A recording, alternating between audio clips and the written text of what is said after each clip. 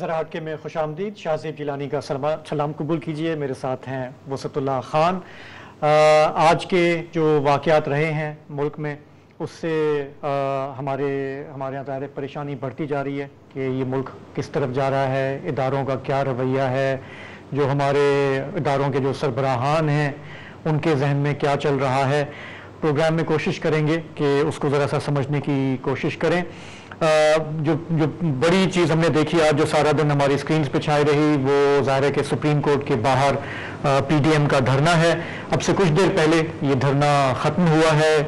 اسلام آباد کی جو شارع دستور ہے اس کے لیے وہاں پہ ٹریفک کھولی جا رہی ہے.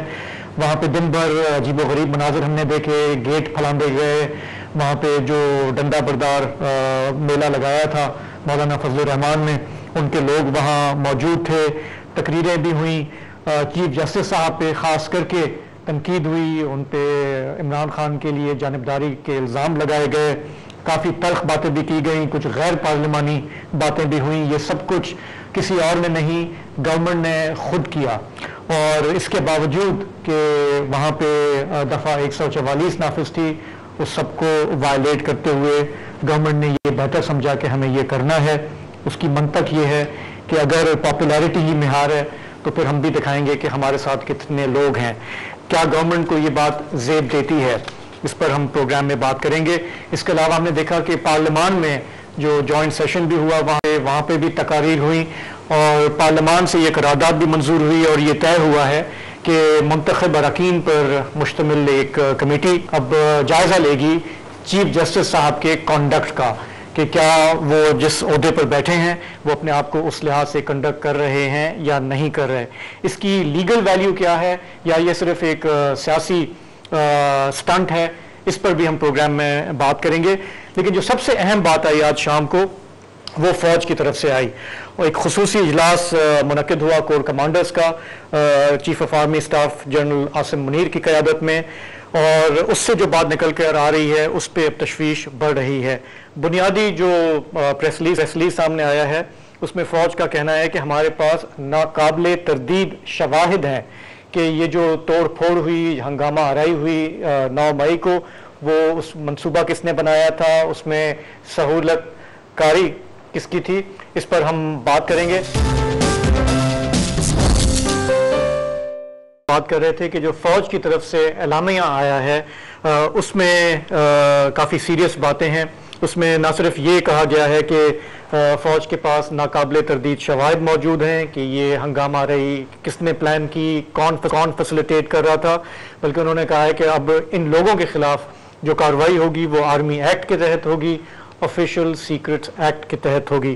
ہمارے ملک میں انٹر ٹیرر کے قوانین موجود ہیں, سول لا موجود ہے, لیکن فوج کا اب کہنا ہے کہ ہمیں سخت کارروائی کرنی ہے ان لوگوں کے خلاف. ساتھ ہی یہ بھی کہا گیا ہے کہ بیرونی فنڈنگ اور اندرونی سہولت کاری جن لوگوں نے کی ہے عسکری قیادت کے خلاف پروپیگنڈا کرنے کے لیے, ان کو بھی آڑے ہاتھوں لیا جائے گا.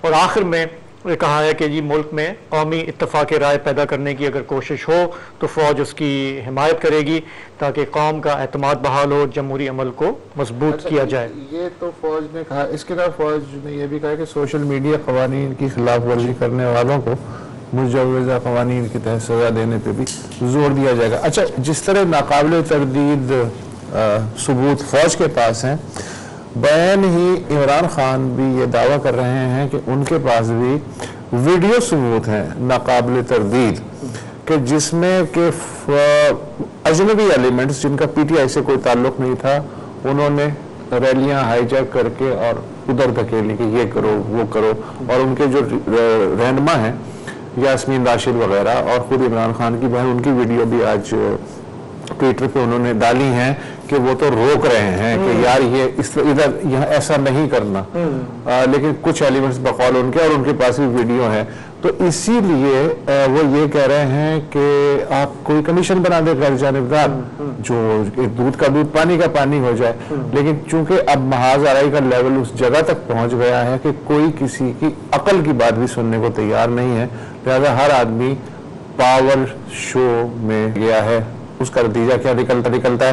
زاہد حسین ہمارے ساتھ. جی, تو زاہد حسین صاحب ہمارے ساتھ پروگرام میں موجود ہیں اسلام آباد سے.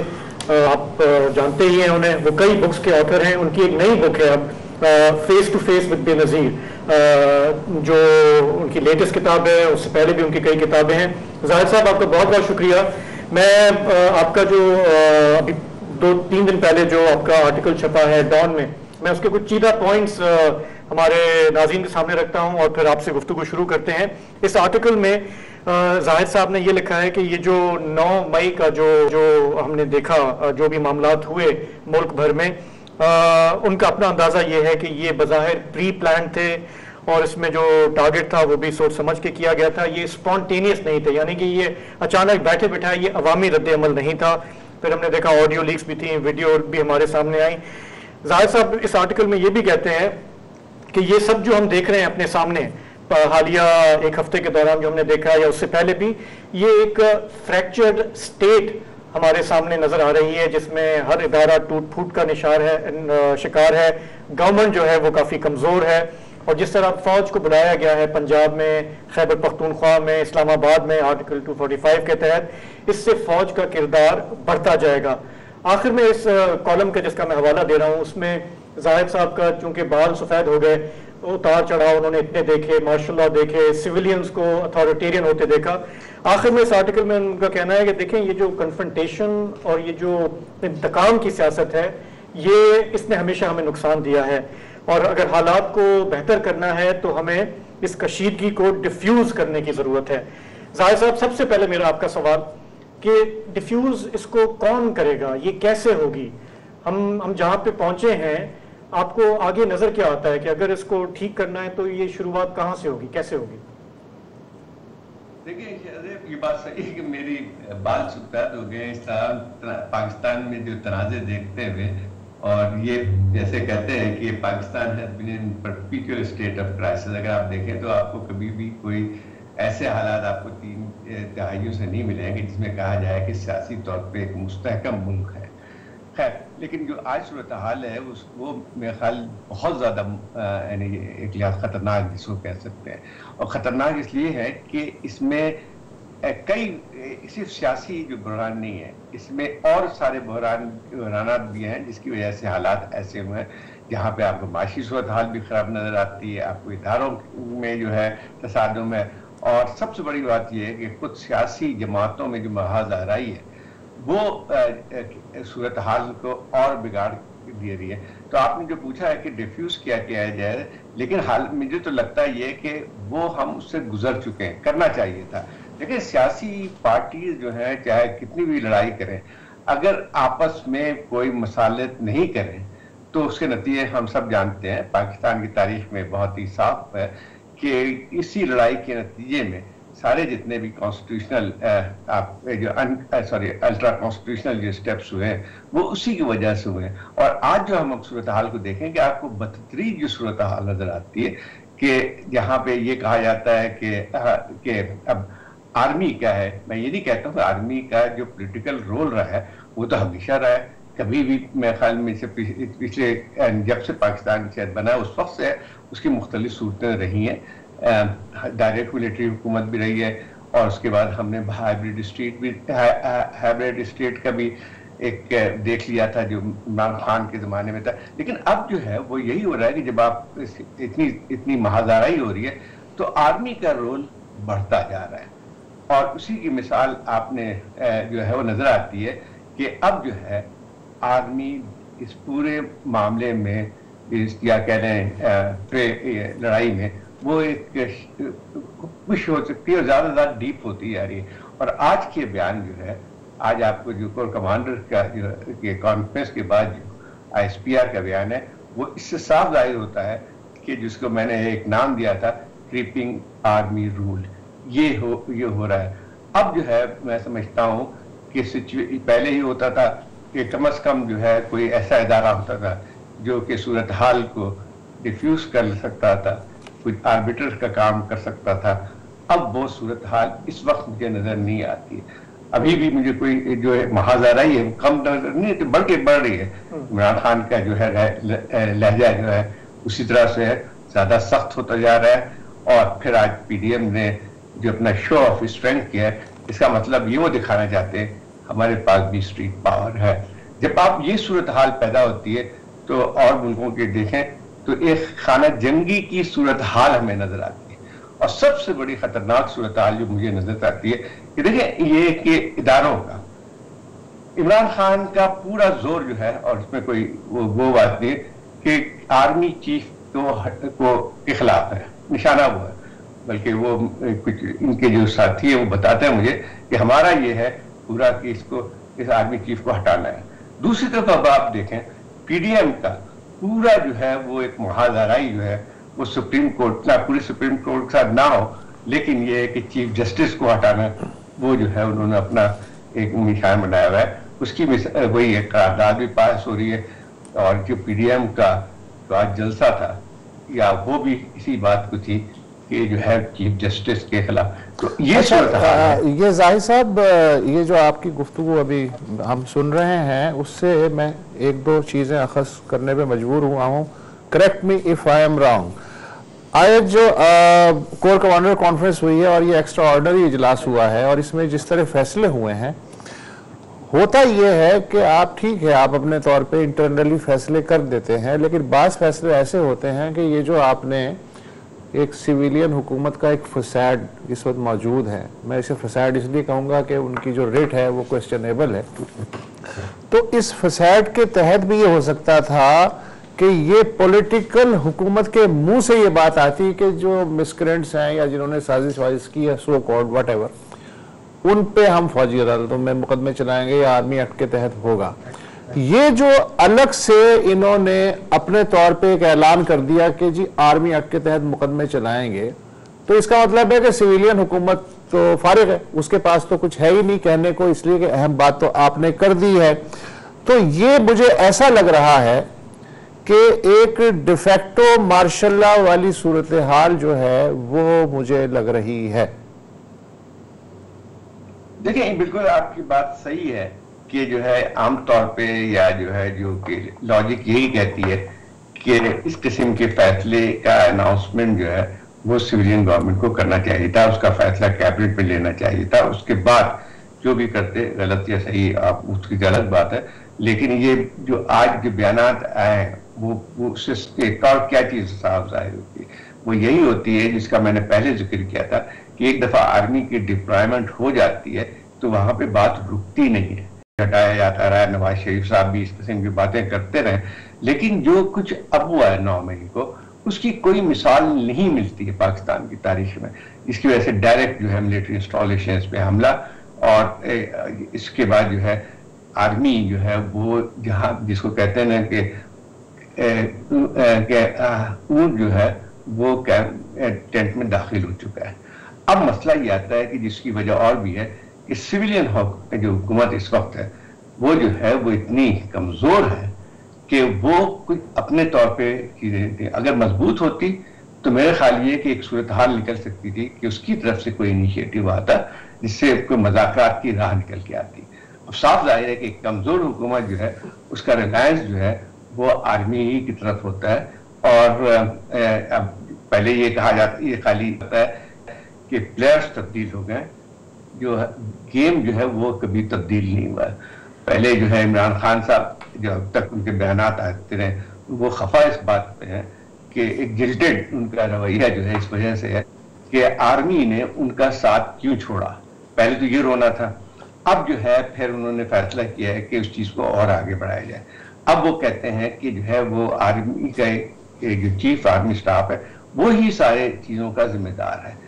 باجوہ تو پیچھے رہ گئے ہیں، وہ تو پہلے جو اسی سے میں چھوٹا سا سوال کرنا چاہ رہا ہوں کہ ہم میں سے وہ لوگ جو ساری زندگی یہ کہتے رہے کہ اگر پاکستان کو بہتر ہونا ہے تو فوج کو مداخلت بند کرنی ہے گورنمنٹ میں، طرز حکمرانی میں، ہر چیز میں، لیکن کیا یہ کہنا صحیح ہوگا کہ پچھلے 1 سال کے دوران ہم نے دیکھا جس طرح سے فوج بدنام ہوئی، جو کیمپین چلائی گئی، اس کے بعد انہوں نے واقعی 2-4 قدم پیچھے لیے، انہوں نے کہا جی ہم نہیں کریں گے انٹرفیئر، آپ معاملات کو خود ہی سارٹ آؤٹ کریں. اور اب اگر وہ دوبارہ فوج آگے قدم بڑھا رہی ہے، یہ آرمی ایکٹ کی باتیں ہو رہی ہیں، فوج طلب ہو گئی ہے، تو یہ ایک فیلئر ہے، پورا کلیکٹو فیلئر بھی ہے کہ دوبارہ ہماری اپنی نااہلیاں ہیں پولیٹیشنز کی ہیں کہ اب دوبارہ ان کو مجبور کیا جا رہا ہے کہ اب آپ دوبارہ قدم آگے بڑھائیں. مطلب ہم اس میں ذمہ دار تو ہے نا، یا مجبور کیا جا رہا ہے، یا پورا جو ہے وہ ایک، اور جس طرح آتھر ہوتا ہے پورا پلے لکھتا ہے، اس میں کچھ کیریکٹرز مجبور دکھائے جاتے ہیں اور کچھ پاورفل دکھائے جاتے ہیں اور پھر وہ کیریکٹر چینج ہو جاتے ہیں. یہ نیچرل صورتحال لگ رئی ہے، اسکرپٹڈ ہے، کیا ہے؟ پیچھے ہوئی تھی نہیں ہوئی یا یہ آرکسٹریٹڈ ہے یہ سارا؟ دیکھیں میں سمجھتا ہوں کہ اس کو تھوڑا سمجھنا چاہیے کہ یہ چیزیں جو بھی اس وقت صورتحال ہے، ایک جو اینٹی ملٹری سینٹیمنٹس ہیں، ٹھیک ہے اس کو عمران خان صاحب نے بہت زیادہ اس کو کیا، لیکن یہ 1-2 دن یا چند مہینہ یا 1 سال کی بات نہیں ہے، یہ کیومولیٹو افیکٹ ہے، جس میں وہ جو ملٹری کی ڈائریکٹ حکومت رہی ہے وہ بھی رہی ہے، اس سے پہلے بھی جو مداخلت رہی ہے، سمے ہمیں پتہ ہے کہ جمہوریت بھی آتی ہے تو اس کے جو آرمی کا رول جو ہے پیچھے سے وہ بہت کچھ ہوتا رہتا ہے. ہم نے دیکھا تھا 2013 کے بعد کیا ہوا، اس میں بھی صاف نظر آتا ہے کہ یہ کوئی تبدیلی جو حکومت کی تھی وہ خود بخود نہیں ہو گئی تھی یا پوری طرح انصاف کی بنیاد پہ نہیں ہوئی تھی. اس کے پیچھے جو ہمیں سب کو پتہ ہے، اب تو کوئی ڈھکی چھپی بات نہیں ہے. جو عمران خان صاحب کا دھرنا ہوا تھا 2014-15 میں، وہ بھی اب تو تاریخ کا ایک حصہ بن گئی ہے کہ اس میں یہ بات صاف ہو گئی کہ اس کو بھی کسی کی سپورٹ حاصل تھی. اب مسئلہ یہ آتا ہے کہ یہ جب گیم کھیلا جاتا ہے تو پورا سسٹم آپ کا کمزور ہوتا ہے. آپ کو جو ایک ڈیموکریسی جو بڑھتی ہوئی نظر آتی ہے وہ اس کے کس طرح بڑھتی ہے؟ وہ انسٹیٹیوشنز کی بنتی ہے. جب وہ فروغ نہیں ملتی ہے، پارلیمنٹ کو اپنا جو ہے وہ رول نہیں پلے کر سکتی ہے، تو وہ جو ہے پھر آج جو صورتحال میں نظر آتی ہے وہ اسی لیے بنتی ہے آگے. اب مسئلہ یہ آتا ہے کہ سیاسی پارٹیاں، یہ بھی صحیح بات ہے کہ سیاسی پارٹیاں استعمال بھی ہوتی رہیں گی، اور یہ کمزوری ہمارے سسٹم کی بھی آتی ہے. اور میں سمجھتا ہوں کہ اور بھی بہت ساری وجہ ہے کہ سیاستدان جو ہے وہ ان کے جو کہتے ہیں کہ ڈیموکریسی بھی یقین کم ہی ہوتا ہے. جب بھی کوئی اقتدار میں آتا ہے تو سب سے پہلے ایسی صورتحال پیدا کرتا ہے جہاں پہ جمہوریت کو نقصان پہنچتا ہے. جیسے دیکھیں جتنے بھی لوگ پارٹیز ہوتے ہیں جب اقتدار سے باہر ہوتی ہیں تو سب سے پہلا نعرہ ہوتا ہے کہ سویلین سپریمیسی کے لیے لڑ رہے ہیں. لیکن سویلین سپریمیسی نام کس چیز کا ہوتا ہے؟ شاید وہ کبھی بھی اس کو نہیں کر سکتے ہیں. مسلم لیگ جو ہے ابھی تک جو ہے ان کا تھا نعرہ کہ ہم سویلین سپریمیسی چاہتے ہیں، لیکن سویلین سپریمیسی کے لیے سب سے بنیادی چیز یہ ہوتی ہے کہ آپ سیاسی طور پہ اختلافات ہوتے ہیں، یہ ہوتے ہیں ایک ہم آہنگی پیدا کی جاتی ہے، آپ اپنے ڈیموکریٹک نارمز کو آپ اپنے پارٹی میں بھی نافذ کرتے ہیں، اور اس کے ساتھ ساتھ جو ہے جب آپ یہ چیزیں نہیں یہ تو ظاہر صاحب دیکھیں، یہ تو آپ بڑا لمبا بل بنا رہے ہیں، اس پہ کون اس کی عمل کرے گا ہم سب کو پتا ہے. دیکھیں اس وقت تو سب سے آسان طریقہ یہ، ایک زمانے میں سیاسی جماعتیں جو بھی ہوتی تھی منشور بھی لاتی تھی، جھوٹے سچے وعدے بھی کرتے تھے. اب یہ گیم ختم ہو گئی ہے، گیم پلٹ گئی ہے. اب مسئلہ یہ ہے کہ آپ کو صرف ایک ویلر کریٹ کرنا ہے اور اس پہ سنگباری شروع کر دینی ہے. یہ ہے تھرو آؤٹ پوری پالیٹکس. مثلا عمران خان، جنرل باجوہ اسے امریکہ ویلن تھے، اس سے پہلے نواز شریف ویلن تھے، پھر جنرل باجوہ ویلن ہوئے، اور اب 2 دن سے عاصم منیر جو ہیں ان کے ویلن ہیں. اسی طرح پی ڈی ایم جب اقتدار میں نہیں تھی تو سلیکٹڈ گورنمنٹ اور سلیکٹرز اور فلانا جب حکومت میں آ گئی تو اب کون سا ویلن چاہیے؟ تو اب جو ہے چیف جسٹس بدیال جو ہیں وہ ان کے ویلن ہو گئے ہیں. تو یہ جو صورتحال ہے اس میں تو کوئی بھی آپ تجویز جو ہے پیش کر دیں، سونے کے پانی سے بھلے لکھ کے دے دیں، کیا اس سے کیا ہوگا؟ بہت آسان ہو گیا سب. بالکل صحیح بات کری. یہی میں نے کہنے کی کوشش پہلے کی تھی کہ دیکھیں یہ بات یہ کہ جب سسٹم ڈیموکریسی کا آپ کسی کو یقین نہیں ہے، اور یہ بات دیکھیں اس وقت آپ کو کہ کوئی بھی ایسا نقطہ بتا دیں جس میں عوام کی بات کی جا رہی ہو، عوام کے مسائل پہ بات ہو رہی ہو، لیکن دنیا بھر میں جو تصادم ہوتے ہیں یا اختلافات ہوتے ہیں اس کی بنیاد کوئی سیاسی نظریات بھی ہوتے ہیں اور اس کے بعد پروگرام بھی ہوتے ہیں. اس وقت کسی پارٹی کے پاس کوئی پروگرام نہیں ہے. ایک یہ پی ڈی ایم کے پاس اس وقت بقا کی لڑائی ہے، اور عمران خان صاحب جو ہے وہ جیسے ایک زخمی وہ ہوتا ہے، اس کو شکار جو ہوتا ہے وہ پھر جس طرح سے کاروائی کرتے ہیں وہ ان کا طریقہ کار ہے. آج بالکل صحیح بات ہے کہ ولن تلاش کر رہے ہیں. اب ان کی دیکھیں پاپولیزم دیکھیں، مسئلہ یہ ہے کہ ان کی یہ بات حقیقت ہے کہ ان کی جو مقبولیت میں جس طرح سے اضافہ ہوا ہے پچھلے 1 سال میں، اس کی مثال بہت کم ملتی ہے پاکستان کی تاریخ میں. اور اس کی جو ہے اگر آپ نعرے دیکھیں تو اس کی پوری بنیاد جو ہے وہ پاپولسٹ نعروں پہ ہے. انہوں نے نیشنلزم کو بھی استعمال کیا، انہوں نے جو ہے ریلیجن کو بھی استعمال کیا ہے، اور اس کے ساتھ ساتھ جو ہے اب جو ہے انہوں نے جو ہے اینٹی ملٹری جو ہے سٹانس ہے اس کو استعمال کیا ہے. تو وہ تمام چیزیں جو ہے وہ اس میں ظاہر کرتی ہیں کہ ان کا پروگرام بالکل نہیں ہے کوئی بھی. کل ان سے کوئی پوچھا جائے کہ آپ اقتدار میں آ جائیں گے تو آپ کیا کریں گے، وہ کہیں گے نہیں آپ پاکستان بنائیں گے. اور 3.5 سال بعد پہلے جو ہے جو ان کی حکومت رہی ہے اس میں آپ دیکھیں کہ نیا پاکستان کی کون سا رخ ہمیں ظاہر صاحب آپ دیکھ رہے ہیں کہ ایک دفعہ پھر کوئی سعودی سفیر آئے گا یا کوئی لبنان کا نمائندہ آئے گا اور وہ کہے گا بھائی جان یہ آپ کیا کر رہے ہیں. کچھ اس طرح کی صورتحال دیکھ رہے ہیں آپ؟ بدقسمتی ہوگی اگر ہوگا، اور لگتا یہی ہے کہ جب اپنے مسائل آپ حل نہیں کرتے ہیں. ہم نے 77 میں بھی یہ دیکھا تھا جب تصادم کی اتنی نوعیت ہو گئی تھی، اور اس کے بعد جو ہے وہ سعودی ایمبیسڈر بھی آتا شروع ہوا، لیکن سب بیکار ہو گئی باتیں، کیونکہ اس کے پیچھے کچھ مقاصد بھی تھے. دیکھیں اس میں مقاصد بھی تھے اس کے. اسی طرح سے جو ہے یہاں پہ بھی ہو سکتا ہے کہ اس طرح سے اسکرپٹڈ نہ ہو کہ جو ہمیں آنا ہے، کیونکہ خود آرمی کی جو پوزیشن ہے اس وقت بہت بے تحاشا کمزور ہے. یہ بات بھی حقیقت ہے کہ جو جس طرح کے عوامی ایک رد عمل آ رہا ہے. آپ صحیح کہہ رہے ہیں، بازی میں اس سے 25% ریزنز پہ ماشاءاللہ لگتے رہے ہیں. You are very right sir. Zahid Hussain صاحب آپ کا بہت بہت شکریہ. ہمیں یہاں پہ ایک بریک لینا ہے. وہ کسی نے کہا کہ نہ ہجر ہے نہ وصال ہے، عجیب صورتحال ہے. ہائے ہائے یار تمہارے منہ سے شعر سن کے مجھے اتنا مزہ آ رہا ہے. بریک لے رہے ہیں.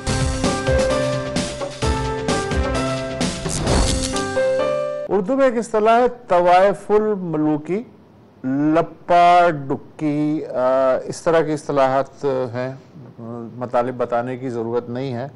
ایک مصرع بھی بتا دیتا ہوں، جو ذرہ جس جگہ ہے وہیں آفتاب ہے. اور یہ بھی بتا دیتا ہوں غالباً فرانس کا بادشاہ تھے لوئی 14. انہوں نے کہا اسٹیٹ کون سی state, I am the state, میں اسٹیٹ ہوں. کیا بات کرتے ہیں. طوائف الملوکی کا تو بتائیں. ہمارے تم اس لا علمی کے مزے مت لیں آپ. طوائف الملوکی کا مطلب یہ ہوتا ہے کہ ہر آدمی جو ہے وہ اپنے طور پہ انارکی، ہاں انارکی سمجھ لیں. ہاں اچھا، تو صورتحال یہ ہے کہ لوئی 14 نے تو کہا تھا آئی ایم دا اسٹیٹ، لیکن یہاں ایک سے زیادہ لوئی 14 پیدا ہو گئے میرا خیال ہے. ابھی آپ نے سنا کہ کور کمانڈر کانفرنس میں ہوا کہ جی آرمی ایکٹ کے تحت مقدمے چلائے جائیں گے. آرمی نے اپنے طور پہ فیصلہ کر لیا. چیف جسٹس جو ہیں ان کے بارے میں کہا جاتا ہے کہ جی الزام بلکہ آج لگایا گیا، کئی 20 دفعہ لگایا گیا، آج پھر لگایا گیا سپریم کورٹ کے سامنے دھرنے میں کہ جی وہ آئین کو ری رائٹ کرنے کی کوشش کر رہے ہیں، حالانکہ انہیں انٹرپریٹیشن کا ہی صرف حق حاصل ہے. جوڈیشل مارشل لا کی بھی بات ہوئی کہ جی انہوں نے جوڈیشل مارشل لا لگا دیا ہے. اچھا، قومی اسمبلی نے سپریم جوڈیشل کونسل کے اختیارات سنبھال لیے ہیں. کیسے؟ انہوں نے آج جو ہے ایک قرارداد منظور کی جس میں کہا گیا کہ جی چیف جسٹس صاحب جو ہیں ان کا جو کنڈکٹ ہے، مس کا لفظ استعمال نہیں کیا، کنڈکٹ، ان کا جو کنڈکٹ ہے نہ صرف اس کے لیے سپریم جوڈیشل کونسل میں ریفرنس دائر کیا جائے گا بلکہ ایک اسکروٹنی کمیٹی بھی قائم کی گئی ہے 5 رکنی، جو کہ دیگر ججز اور ان کے کنڈکٹ کا جائزہ لے کے اللہ جانے کیا فیصلہ کرے گی. جہاں تک میری معلومات ہیں سپریم جوڈیشل کونسل میں جو ریفرنس ہے وہ پریزیڈنٹ کے تھرو جاتا ہے. پریزیڈنٹ ہیں عارف الوی صاحب. تو یہ ایک اچھا، دوسری طرف جو ہے عمران خان نے رینجرز اور باقی جو قانون نافذ کرنے والے ادارے ان کے خلاف FIR کر. تو ایک عجیب جسے کہتے ہیں نا بازاری دلی کی کرخنداری زبان میں بھسڑ مچا ہوا ہے نا، کسی کا کچھ پتہ نہیں ہے کہ کون کیا کر رہا ہے. تو اس میں ہم نے یہ جو الجھا ہوا ہے سارا سلسلہ، حسن رضا پاشا صاحب کو ہم نے زحمت دی ہے. سینئر قانون دان ہیں، چیئرمین پاکستان بار کونسل ہیں. پاشا صاحب ہماری سمجھ میں تو کچھ نہیں آ رہا، آپ بتائیں ہو کیا؟ قانونی حیثیت سمجھائیں. بات یہ ہے سر کہ سمجھ میں تو آپ کی بہت آ رہا ہے اور ماشاءاللہ خاصے سمجھدار ہیں، اور جس طریقے سے آپ پبلک ایٹ لارج کو سمجھاتے ہیں اس طرح تو ہمیں بھی آرٹ نہیں ہے. بات یہ ہے کہ معاملات یکدم ایسے ایگریویٹ نہیں ہوئے بلکہ ایک پوری سیریز ہے، اور اس میں बीच में अनाएं आ गई, अनाएं गालब हो गई, किसी की मगलूब हो गई और हर कोई अपनी अना के उस हॉल में कैद है और न तो इदारों का सोच रहा है ना ही मुल्क का सोच रहा है। आप देखिए, एक मैं थोड़ा सा पीछे जाऊं तो एक हुआ था मैटर, पंजाब की असेंबली का मैटर आया। जी जी जी, ठीक है, और वहां से इब्तदा होती है। ठीक है, ये बिल्कुल क्लियर है कि जब आप फ्लोर क्रॉसिंग करते हैं तो वो डिसीट हो जाएगा। 25 मेंबर्स सूबाई असेंबली जो पीटीआई के थे उन्होंने फ्लोर क्रॉसिंग की नोइंगली कि वो डिसीट हो जाएंगे और उन्होंने अपना वोट 25 पर्चियां डाल दी हमजा शहबाज शरीफ को। वो मुंतखब हो गए, ओथ पे भी प्रॉब्लम हुई, खैर ओथ भी हो गया, मामला सुप्रीम कोर्ट ऑफ पाकिस्तान में आया तो सुप्रीम कोर्ट ऑफ पाकिस्तान ने एक अजीब सा फैसला किया कि जिसको तमाम लोग अब ये कह रहे हैं कि it amounts to be rewriting of constitution, कि उन्होंने उन 25 को सजा तो दे दी लेकिन जो जुर्म किया वो पूरा सरजादी नहीं हुआ, यानी उनकी काउंटिंग ही नहीं की गई। देखिए, काउंटिंग हो फिर सजा हो तो फिर तो एक बात तो चीजें आप कह रहे हैं कि वहां से गलनी सड़नी शुरू हुई और फिर नौबत आज तक। एग्जैक्टली वहां से शुरू हुआ, फिर मामला आ गया ये मौजूदा जो इलेक्शन के हवाले से। अब उसमें भी देखें कि नो डाउट कि प्रीरोगेटिव जनाब चीफ जस्टिस ऑफ पाकिस्तान का है कि वो कॉन्स्टिट्यूशन ऑफ बेंचेस करें। तो मामलात की संगीनी को मद्देनजर रखते हुए उन्होंने 9 रुकनी बेंच बनाया। इट मीन्स कि हालांकि 2 जजेस भी कर सकते थे, 3 भी, लेकिन उसमें भी बड़ी कंट्रोवर्सी हो गई। तो देखें, हम ये तो मेरा ख्याल है कि जिन लोगों का भी इसमें इंटरेस्ट है सबको पता है कि हम यहाँ तक कैसे पहुंचे हैं। हम ये जानना चाह रहे हैं कि अब आगे कैसे हम जाएंगे, जहां पे हम खड़े हैं, जितनी कशीदगी है, जितनी इल्जाम तराशी चल रही है, कॉन्डक्ट के हवाले से सवाल उठ रहा है, क्या ये हमें समझाएं कि पार्लियामेंट इस पे क्या कर सकता है? ये कमेटी बना के, असल तो सुप्रीम जुडिशियल काउंसिल ही है ना, और वहां पे जैसे वसूल साहब ने भी कहा कि जब तक प्रेसिडेंट साहब नहीं भेजेंगे तो आप कुछ नहीं कर सकते। तो ये क्या है, सिर्फ प्रेशर टैक्टिक्स है? देखिए, हम प्रेशर टैक्टिक्स भी कह सकते हैं। देखिए, एक आम बंदा, मसलन मैं जाती हैसियत में एक भेजता हूँ रेफरेंस, तो उसकी जो भी हैसियत होगी कोई इतना उसकी सिग्निफिकेंस नहीं है, लेकिन अगर एक पार्लियामेंट भेजती है तो उसको आप इतना लाइट ना लें। चाहे उसको आप ये समझ लें कि एक सिंबॉलिकली एक काम किया गया है या अदरवाइज किया गया, सिंबॉलिक ही फर्ज कर ले लेते हैं।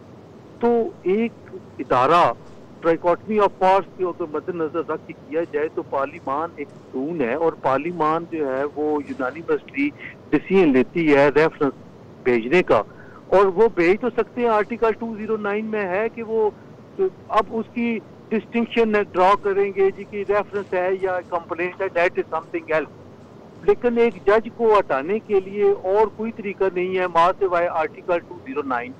तो 209 के तहत जब कंप्लेंट जाती है तो फिर पार्लियामान जब कर रही है तो एक इदारा दूसरे इदारे के खिलाफ नहीं, हम ये जानना चाह रहे हैं कि देखें, जज को हटाना या एलिवेट करना या जो भी मामलात हैं अदलिया के, वो सुप्रीम जुडिशियल काउंसिल के अंदर होते हैं।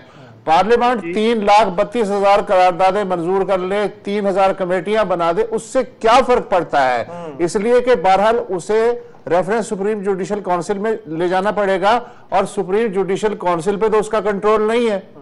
अच्छा, आपका जवाब लेते हैं, हमें सॉरी एक छोटा सा ब्रेक लेना है।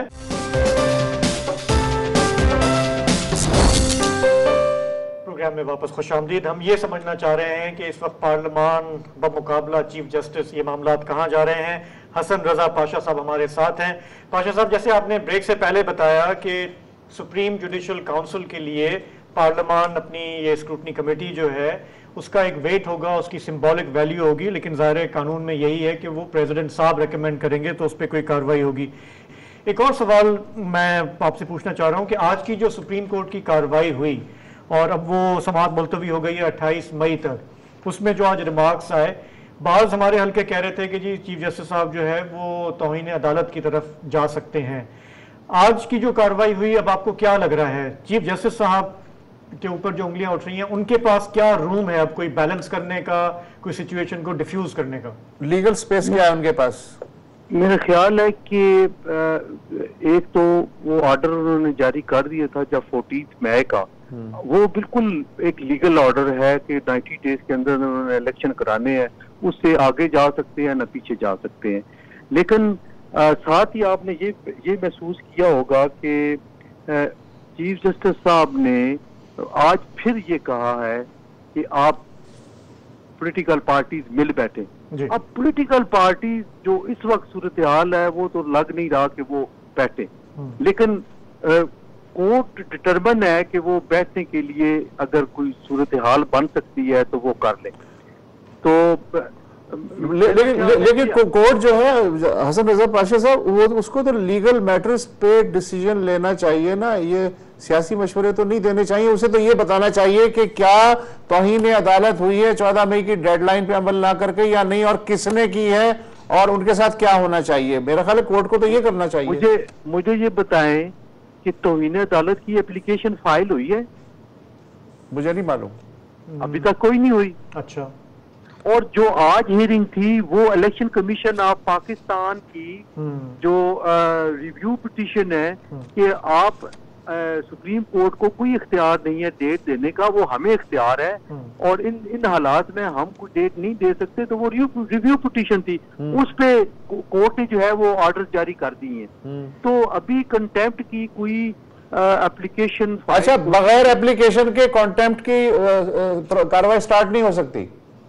میرا خیال ہے کہ سو موٹو تو کنٹیمپٹ نہیں ہو سکتی. ایک بات ہے آپ دیکھیں کہ ایک چیز ابھی بھی مخفی ہے اور جو سامنے سرفس پہ آ جائے گی جب کنٹیمپٹ کی پروسیڈنگ سٹارٹ ہوگی، اور وہ یہ ہوگی کہ جناب پرائم منسٹر کو یا کسی منسٹر کو یا پارلیمان کے کسی بندے کو کنٹیمپٹ نوٹس ایشو ہوگا تو وہ کہیں گے جی کہ ہم نے کون سی کنٹیمپٹ کی ہے.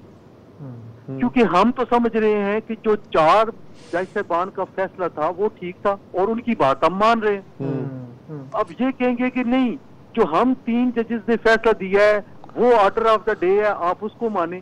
اور ہم آلریڈی ایک ڈیسیژن میں کہہ چکے ہیں کہ جو 4 والا فیصلہ ہے وہ غلط ہے، 3-2 والا فیصلہ ٹھیک ہے. اب آپ ایک بات میں آپ کے سوابدید پہ چھوڑتا ہوں کہ کیا 3 رکنی bench, this is very important, کیا 3 رکنی بینچ 4 ممبرز کے فیصلے کو انڈو کر سکتا ہے؟ دس از تھن لائن سر یہاں تو یہ معجزہ بھی ہو چکا ہے کہ اسلام آباد ہائی کورٹ کے چیف جسٹس نے، جو کہ ایک 3 رکنی بینچ کے ہیڈ تھے، انہوں نے 2 ججوں کا جو فیصلہ تھا عمران خان کی صاحبزادی کے بارے میں کہ ان کو ڈکلیئر نہیں کیا، تو سنگل جج نے اس کو کالعدم قرار دے کے نیا بینچ کی تشکیل کا اعلان کر دیا. یہاں تو یہ بھی ہو چکا ہے. You are 100% correct. اور وہ ویب سائٹ پہ آ گیا. جی ہاں، تو یہاں یہ تو سر معجزوں کی سرزمین ہے نا سرکار. معجزوں کی سرزمین ہے سر. بات یہ ہے خان صاحب کہ ہم ایک دفعہ پھر پیچھے جا رہے ہیں اور نظریہ ضرورت کی پھر ضرورت پڑ گئی ہے، اور نظریہ ضرورت پھر کسی نہ کسی شکل میں آئے گا. میں آپ کو بتاتا ہوں، میں ایک جگہ بات ابھی کر رہا تھا آج ہی کہ جی یہ اگر فل بینچ بنا دیں تو پھر انہوں نے کہا جی فل بینچ کا تو ٹائم گزر گیا، یہ تو بہت پیچھے ہے. میں نے کہا اس ملک میں اگر نواز شریف صاحب کو 9 سال کے بعد ریویو کی اجازت مل جاتی ہے تو ابھی اس معاملے کو تو گزرے ابھی 1 مہینہ ہوا ہے، ریویو ابھی فائل کر کے یا ابھی کورٹ ریویو کر کے آرڈر کر سکتی ہے. تو مسئلہ یہ ہے کہ یہاں پہ معجزات بھی ہو رہے ہیں اور دوزدانلی بھی ہو رہی ہے، سیدھی سی بات. اچھا مجھے یہ بتائیے حسن رضا پاشا صاحب، آپ کی پیور لیگل اوپینین یہ چاہیے کہ یہ جو 14 مئی کے بعد جو خیبر پختونخوا اور پنجاب کی نگراں حکومتیں ہیں، ان کی قانونی حیثیت کیا ہے؟ کیا یہ انڈیفینٹ رہ سکتی ہیں؟ اچھا ایک ذرا میں نے وہ نوٹیفیکیشن نہیں دیکھے جن کے تحت یہ حکومتیں ان کا قیام عمل میں آیا. क्या आपने वो देखे हैं? नहीं, इसमें कोई कट ऑफ डेट नहीं है कि ये 90 डेज के लिए फला डेट तक के लिए है। वो है till formation of new assembly. तो वो जब तक न्यू, अब देखिए मामलात को तो चलाने हैं, क्या कोई नया एग्जेक्टिव ऑर्डर जारी होगा तो वो किस कानून के तहत होगा? नहीं हो सकता। क्या एक नई गवर्नमेंट की तश्कील वो किस तरीके से होगी? ये भी कोई आइन और कानून बिल्कुल खामोश है। तो इसको मेरा ख्याल ये है कि ये एनालॉजी ली जा सकती है कि चूंकि ये इंटरम सेटअप बनाया गया था नई असेंबली के क़याम तक, तो इसको उस वक्त तक चलाया जा सकता है। मेरी ये, अदरवाइज अगर इस चक्कर में आप पढ़ेंगे तो फिर ये सारा सिस्टम मजीद कोलैप्स हो जाएगा। बस मजीद कोलैप्स, आपने बहुत अच्छा कहा। अच्छा ये बताइए, इस्लामाबाद में आज दफा 144 तो लगी हुई थी ना?